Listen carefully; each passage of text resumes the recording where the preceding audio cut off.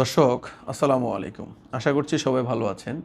বরাবরের মতো আজকে যে কেসটি নিয়ে আমি আলোচনা করব এবং সাকসেসফুল ক্লিনিক্যাল রিভিউ দেব, খুবই আনন্দের সংবাদ।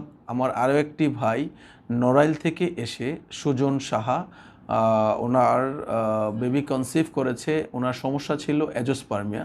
দীর্ঘ সময় ধরে একটি সন্তানের জন্য চেষ্টা করে হতাশার চরম পর্যায়ে যখন আমার চেম্বারে আসেন, ওনাকে তখন আমি আমার যে প্রোটোকল এবং লাইন অফ ট্রিটমেন্ট, ওনাকে IUUV intra urethral uttarbasti management for 7 month, ওনাকে 7 মাসের উত্তরবস্তি ট্রিটমেন্টের জন্য আমি সাজেস্ট করি এবং উনি IUUV ট্রিটমেন্ট করেন। IUUV ট্রিটমেন্ট করার পর ওনার রিপোর্টটা গত বছরে শুক্রাণু তৈরি হয় এবং তার পরবর্তীতে আরও 2 মাস মেডিসিন কন্টিনিউ করার পরে ওনার রিপোর্টটা নর্মাল হয় এবং দীর্ঘ সময় গত এই 4-5 মাস যাবৎ ওনার ওয়াইফের চিকিৎসা চলতেছিল, কনসিভ হচ্ছিল না। হাজব্যান্ডের রিপোর্ট নর্মাল হওয়ার পরেও ওয়াইফের প্রবলেম ছিল, ওনার জরায়ুতে টিউমার ছিল এবং সিস্টার প্রবলেম ছিল। এই সমস্যা নিয়ে উনি চিকিৎসা করতেছিলেন।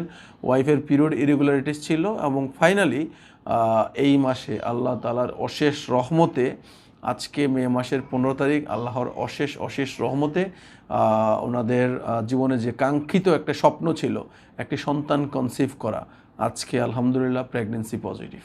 সকালবেলা উনি ঘুম থেকে উঠে যখন কাঠিটি আমার সাথে শেয়ার করেন, খুবই আনন্দ এবং ভালো লাগার বিষয় যে আজকে একটি অ্যাজোস্পার্মিয়া রোগী, ওনার পিরিয়ড যখন মিস হয় 10 দিন ওভার হয়, পরবর্তীতে আমি বললাম কাঠি টেস্ট করতে, কাঠি টেস্ট করলেন কনফার্ম। তারপরের দিন আবারও কাঠি টেস্ট করার পরে দেখলাম যে আলহামদুলিল্লাহ রিপোর্ট পজিটিভ। আল্লাহ তাআলার অশেষ রহমতে উনি খুবই আনন্দিত এবং খুবই খুশি। ওনাদের জন্য দোয়া করবেন, ওনাদের জন্য, ওনার অনাগত সন্তানের জন্য দোয়া করবেন।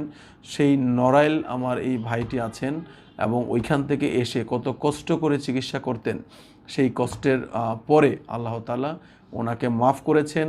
আমরা সবাই মনে করি যে আসলে একটা সমস্যা মানি আমরা চিকিৎসার আওতায় নেই এবং আমরা হতাশা হতে হবে, এরকম না। কারণ আমাদের পারিপার্শ্বিক অবস্থা এরকম হয়েছে যে আমাদের আশেপাশের মানুষ এত পরিমাণে এইসব বিষয় নিয়ে পেইন দেয় এবং এইসব বিষয় নিয়ে বারবার খোঁচা মারে, মানুষ যারা কাপল আছে তারা খুব ফ্রাস্ট্রেটেড হয়ে যায় এবং ভেঙে যায় এবং তাদের হরমোনাল প্যারামিটারগুলো এলোমেলো হয়ে যায়। সো আমরা সবসময় বলে থাকি একটু সচেতন হতে হবে, সচেতন হয়ে সঠিক চিকিৎসার মাধ্যমে এই ধরনের সমস্যা থেকে পরিত্রাণ হওয়া সম্ভব। আমরা যদি মনে করি যে না, আমরা মানুষের কথা বিশ্বাস করে আমরা চিকিৎসা বন্ধ করে ঘরে বসে থেকে আমরা শুধু চোখের পানি ফেলে আমরা এই নীরবে এই যন্ত্রণা সহ্য করে যাব, তাহলে আমরা ভুল করব। সঠিক চিকিৎসা নিয়ে এই ধরনের সমস্যা থেকে পরিত্রাণ হওয়া সম্ভব।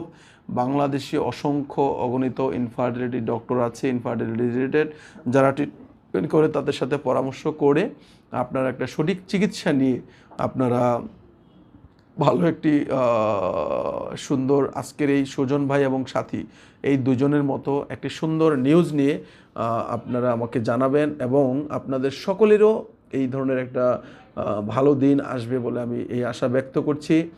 দোয়া করছি সাথী এবং সুজন দম্পতি আপনাদের জন্য, যেন আপনাদের অনাগত সন্তান সুস্থ এবং স্বাভাবিকভাবে দুনিয়াতে আসতে পারেন। ভালো থাকবেন সবাই, আমার জন্য দোয়া করবেন। আসসালামু আলাইকুম।